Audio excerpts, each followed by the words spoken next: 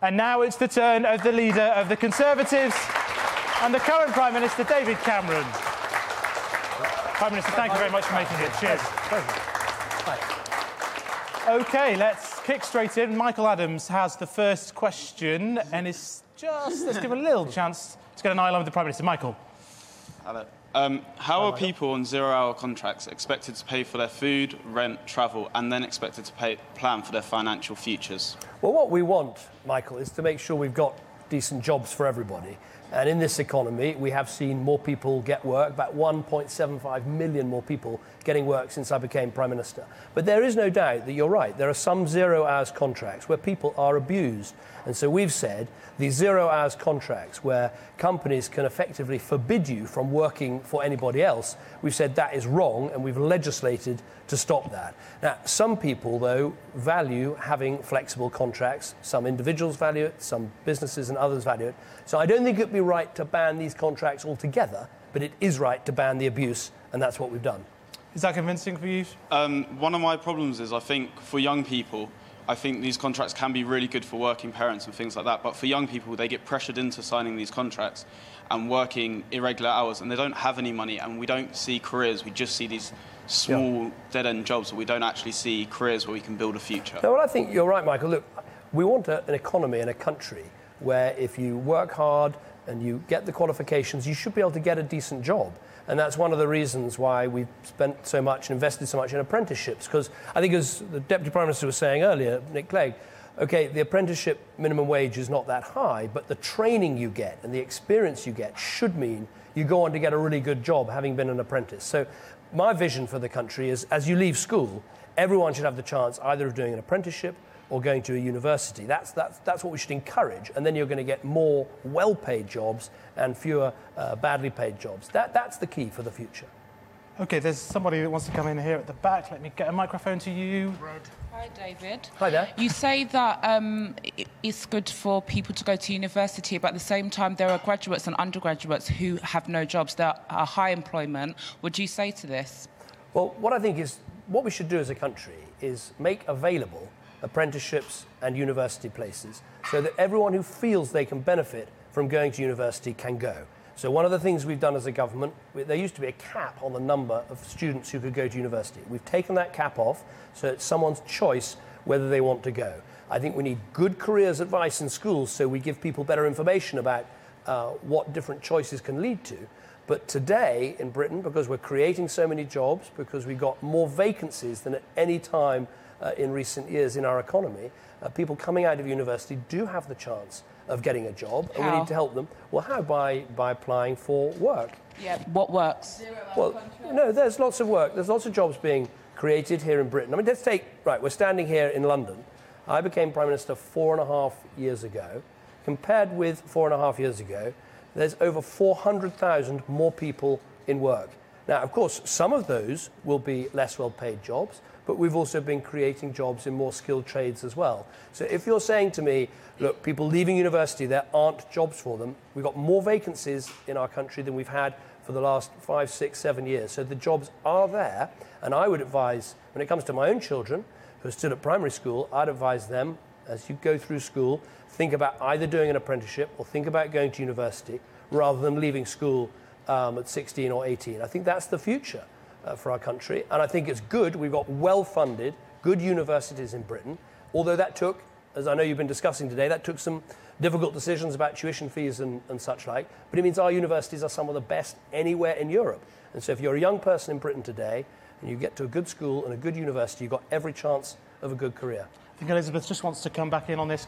Just a quick point. I think as a young person, I've come to terms with the fact that I've got to pay tuition fees, but actually I'm really concerned about the young people who are going to university and therefore don't have student finance in place, don't have other resources to help them into that transition to adulthood, and I think the government needs to be doing more to support those young people. What do you mean, people who are leaving school without going to university, or...? Young people who believe university isn't right for them, because on an apprenticeship, as we mentioned earlier, there's not enough to support yourself, and at university I get support with living, which is fantastic, but young people at 18 shouldn't feel like they need to rely on their parents anymore if they choose not to go to university. I don't think it's good enough at the moment. Well, as I say, I think the right approach for a country in the modern world, with the world changing around us and new countries on the rise, the right thing is to try to say to young people, look, leaving school at 18, rather than having an apprenticeship or going to university, you're more likely to have a successful career and a well-paid job if you do one of the two. And the truth is with apprenticeships, that actually most people who do apprenticeships, that adds to your power to earn money later on in your life. I was at Dagenham the other day with Ford Works. People doing a 4-year apprenticeship there. At the end of those 4 years, I asked them what they were going to be earning, and they were hoping to earn up to £30,000 after a 4-year apprenticeship. So it's a good thing to do, an apprenticeship, and that's why we put money into them. We're going to move on, Elizabeth. Okay. We're going to move on. Okay, Francesca, second question, please. Thank you. Hi. Why did Britain fly the Saudi flag at half-mast if the country has such an appalling human rights record? The reason for doing that was that there's a long-standing relationship between the Kingdom of Saudi Arabia and our United Kingdom here, a relationship between our monarchs, a relationship between the governments. We don't agree with lots of things that the Saudis do. We don't agree with the way they treat people, for instance, criminals, when we make very clear those differences. But when the king died, as a mark of respect, we thought it was right to show that respect. But isn't that disrespectful to the people who the Saudi king has sentenced to 1,000 lashes? What? And you mentioned that there's a relation. You mentioned there's a relationship between the British government and the Saudi monarch and vice versa. But that's not a relationship that I'm going to guess from that judge of a round of applause. That's not a relationship shared by the citizens. No, well, look, as which isn't very okay, representative. I'll try and answer your question really directly, because I know how concerned people were about that, because they look at things that happen in Saudi Arabia and think, why do we have this relationship? Let me tell you as Prime Minister why I think it's worthwhile.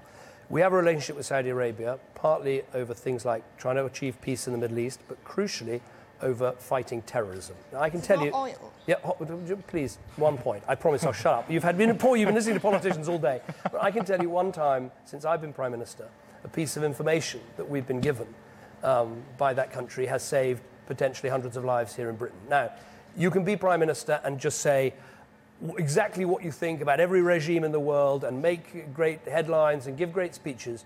But I think my first job is to try and keep this country safe from terrorism. And if that means you have to build strong relationships, sometimes with regimes you don't always agree with, that I think is part of the job. And that's the way I do it. And that's the best way I can explain it. Just on that question, Prime Minister, I think Abraham over here has a follow-up.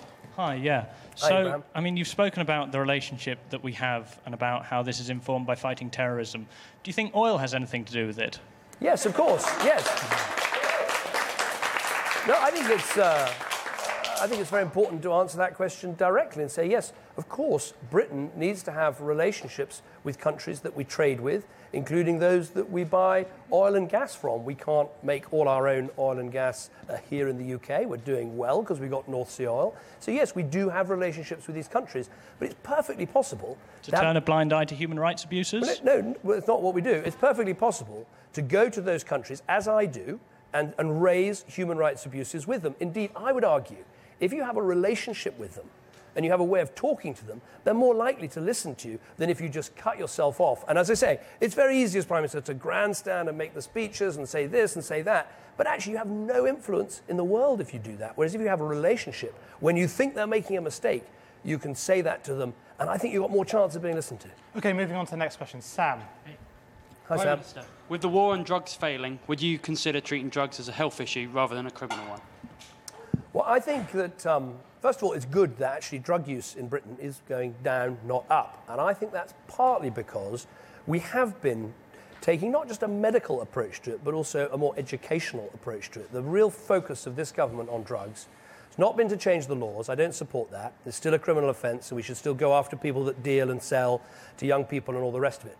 But we have tried to put more emphasis on educating people properly about the dangers of drugs, and then much more emphasis on treatment. And by treatment, I mean not just giving people substitute drugs, but trying to help get people off drugs. And I think that's partly why we see drug use coming down. So we haven't cracked it, but it's heading in the right direction.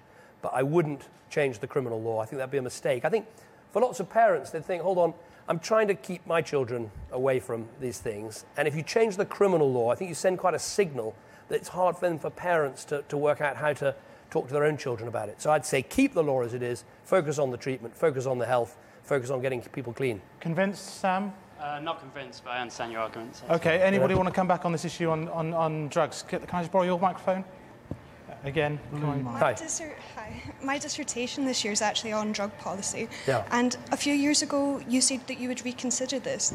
And I don't believe anybody who's in politics is in this for the wrong reasons. You're constrained.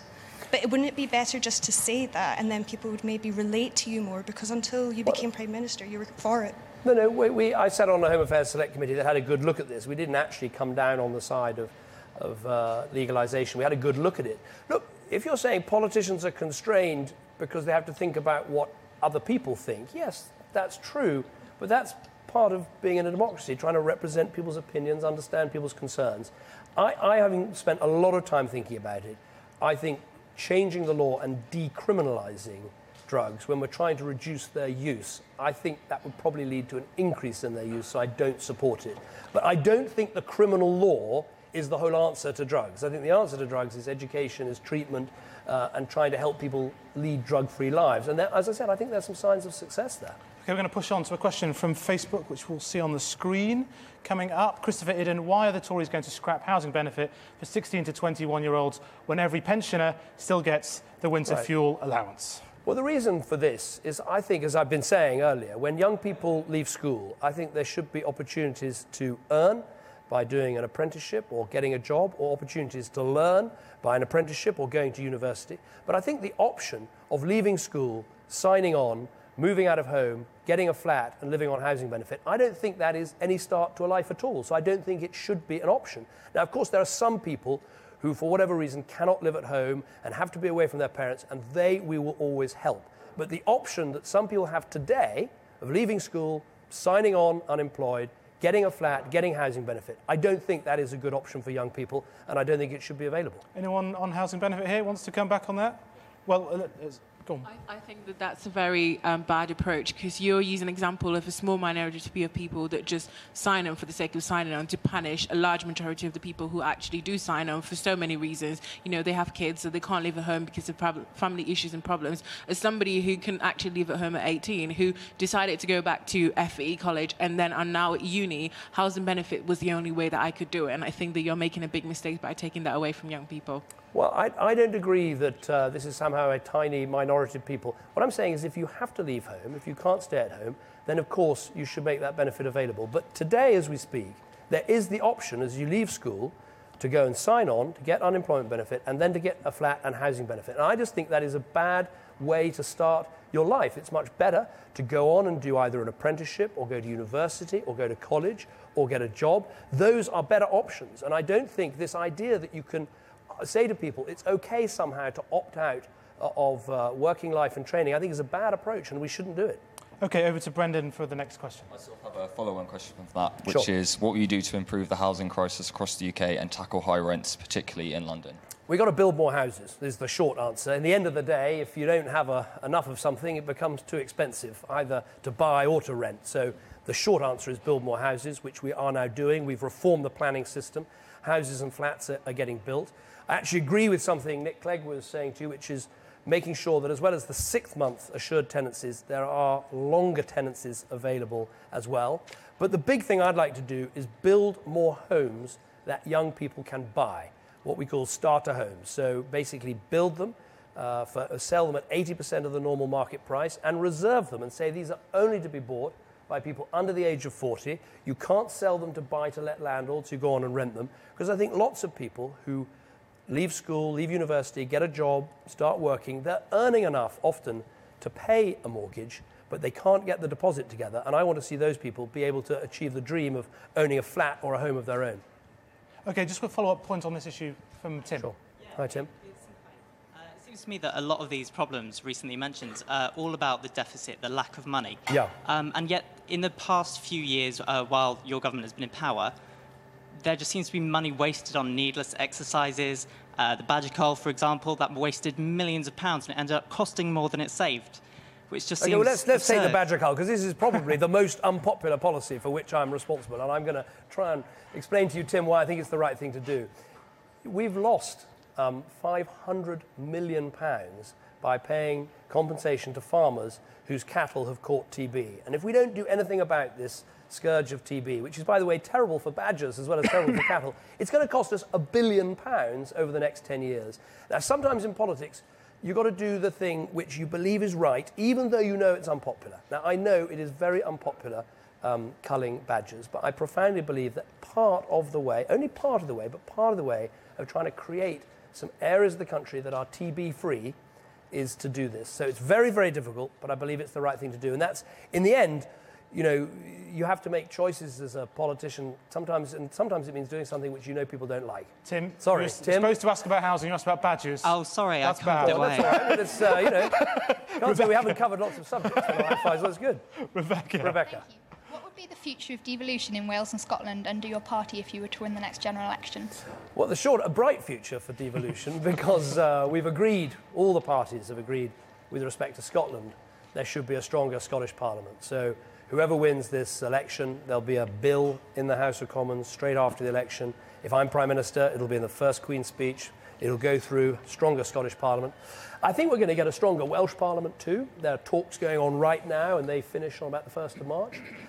So I think we'll see good progress there. But I want something else, which is I think that it's right that if Scotland has its Parliament and Wales has its Parliament and they decide housing and education and welfare and things like that in those countries, then it's right that in the Westminster Parliament, when English MPs are discussing these issues, they should have the decisive say, so-called English votes for English laws. So I want to fix that one too.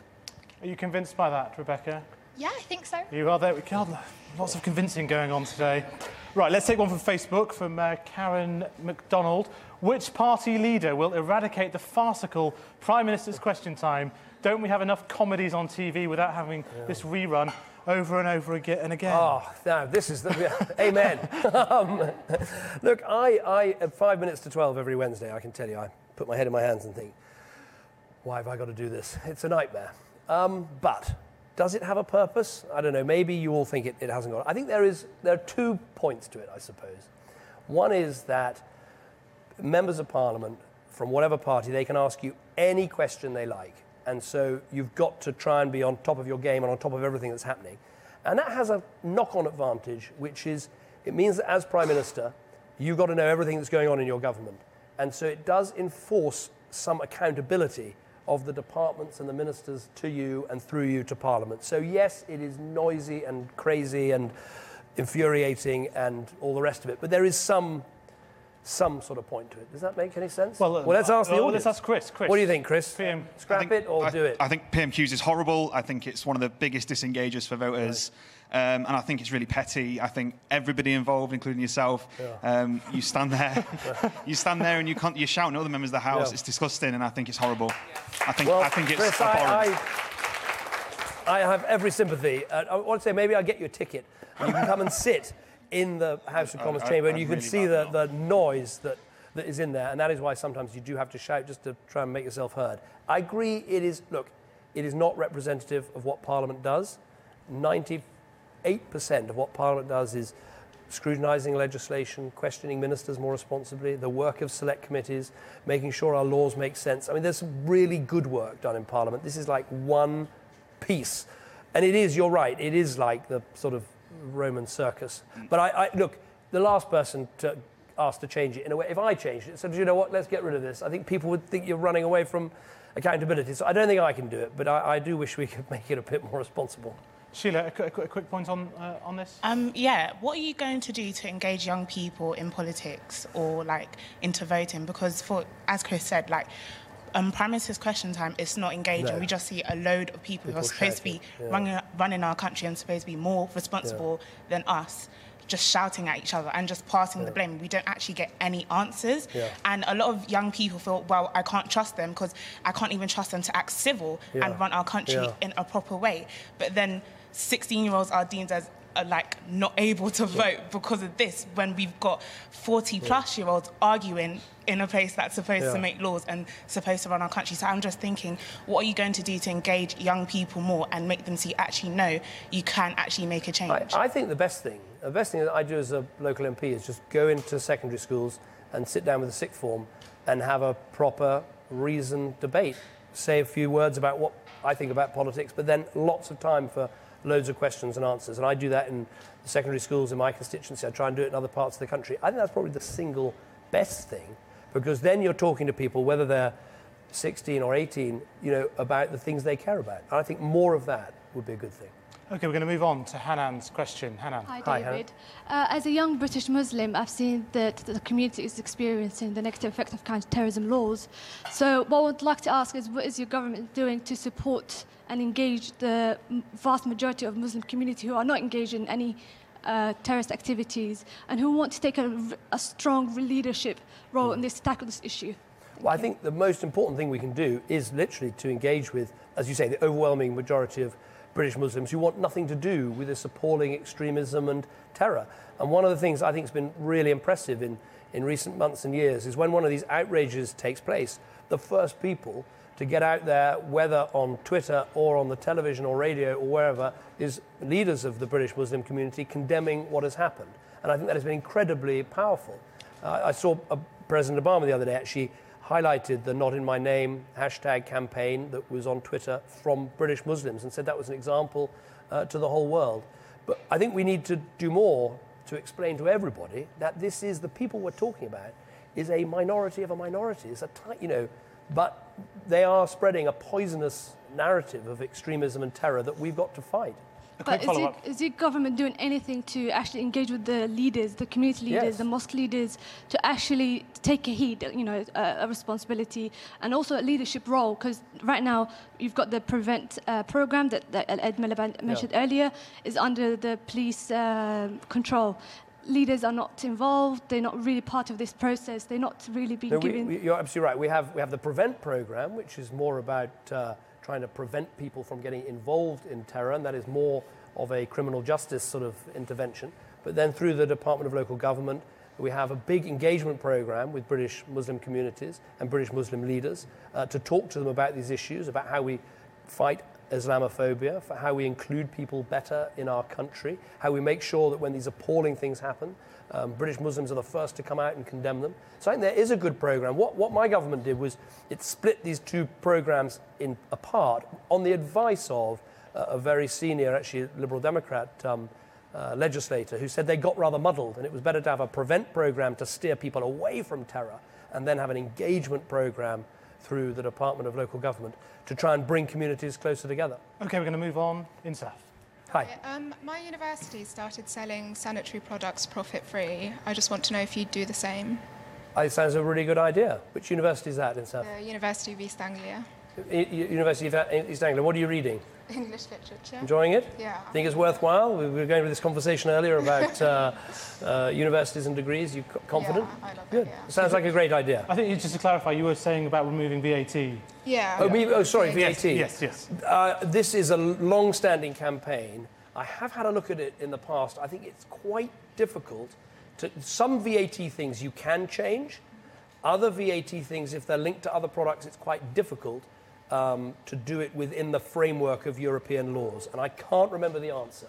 So I'll have to find. I think it's very difficult to do, but I'll have to go away and have a look and come back to you and stuff. OK, I think we're going to go to a Facebook question now from Daniel Green. What are your views on online voting, and do you think 16, 17-year-olds should be allowed to vote in elections? Right, well, if you think I've said some unpopular things so far, wait for this. I'm afraid I think you've got to have one age of majority, and I think 18 is, in my view, I understand the case for votes for 16 and 17-year-olds, but my view is 18 is a better age. It's the age where so many other things kick in, and I think it'd be better to save that voting age for 18. Online voting, I mean, I don't have any objection to it, but I think in a way we're asking the wrong question. The reason people don't vote is not because it's too complicated to go down to the polling station. The reason people don't vote is they don't think it makes enough of a difference. And so I think we ought to focus on trying to make sure our politics is delivering the things people want, rather than simply just trying to work out how do we make it easier to vote. OK, follow up on that. Or you say that you don't think that online voting is the right thing, or is it because politicians were afraid of what would happen if people would vote from home and from mobile? I'm not on the side. No, I don't have any great objection to it, as I say. But you could have some people say, why don't we vote on a Sunday, make it easier when some people aren't working? Some people say, why don't we vote for 3 days in a row rather than just one day? Why don't we vote online? We have more postal voting. these are all good ideas to discuss, but I think the reason people don't vote is not because it's too complicated to go down to the polling station. So I think we're slightly missing the point.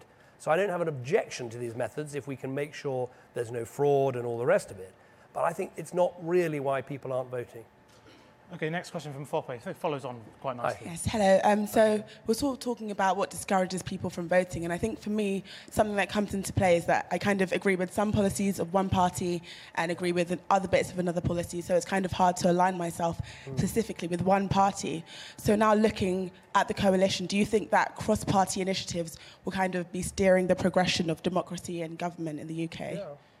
Well, I mean, the coalition was a bit of a new departure. We hadn't had one for 70 years in our country, and I hope it showed that when there isn't a decisive result, politicians can put aside their own political interests and try and work together.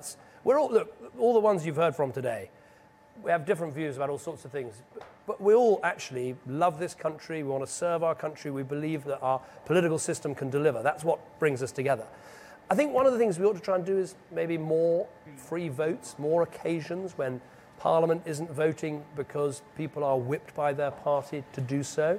I also think we've had quite a few referendums in recent years, and I think that's a good way to ask people their view. I think you ought to all, have a view on Europe and whether we should stay in the European Union. We haven't had a vote on this in this country since 1975, and that's why I'm saying if I'm Prime Minister after May the 7th, we'll have a vote on that. So that's one way to kind of break down some of the party strictures, free votes in Parliament.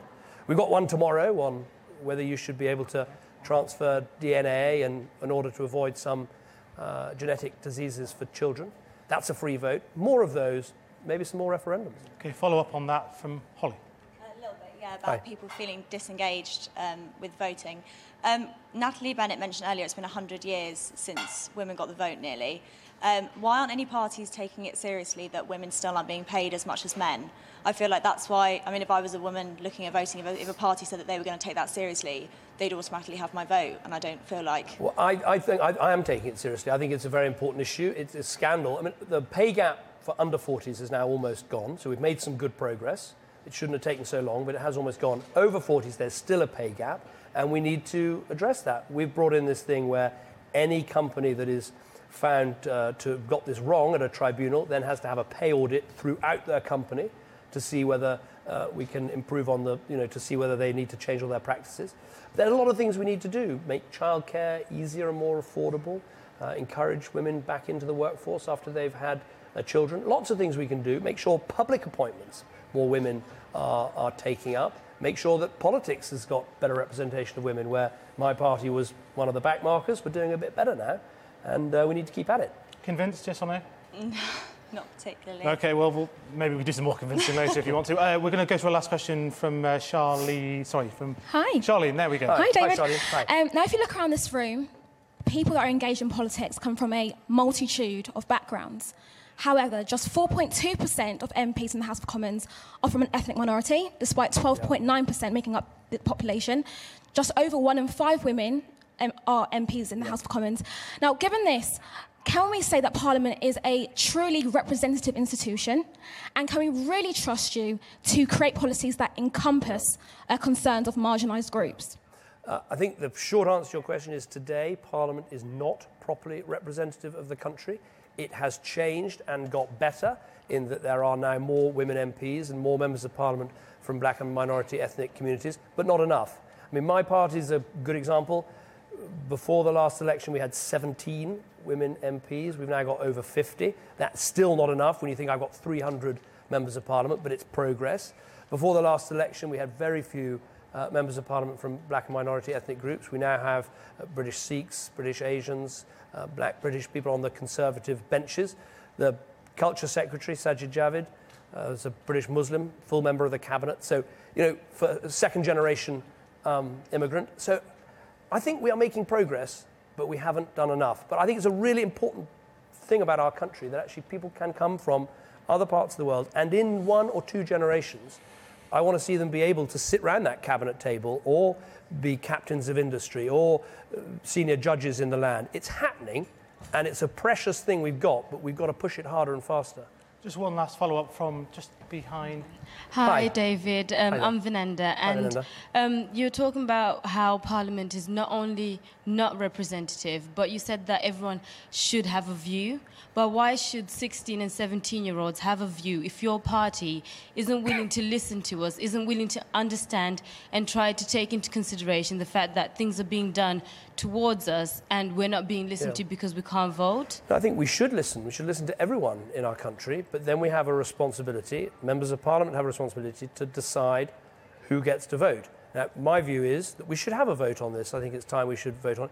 I still think 18 is the right age because it's the age when so many other things of majority happen. But it's a perfectly legitimate debate whether it should be 16, 17 or 18. Personally, I go for 18. And I find quite strong support for that around the country. But let's, by all means, have the debate and have the argument. Well, I think we've got to leave it there. The Prime Minister's answered a series of questions from around the world. We appreciate your time, Prime Minister. Thank you very much. That's it for the session. Thank you, David Cameron. That's a round of applause to the Prime Minister. Thank you very much. Don't forget, we'll have a special programme featuring all 4 political party leaders on Sky News at 8:30 tonight. If you still have questions for Mr Cameron, he'll be answering those in a live Facebook Q&A as soon as he comes off the set. We'll have full analysis coming up, and you can join in the debate on social media. Just use the hashtag #AskTheLeaders. Thank you, Prime Minister. Really appreciate that. I think these guys are going to join you on stage now. Great, thank you. So just because he's the Prime Minister...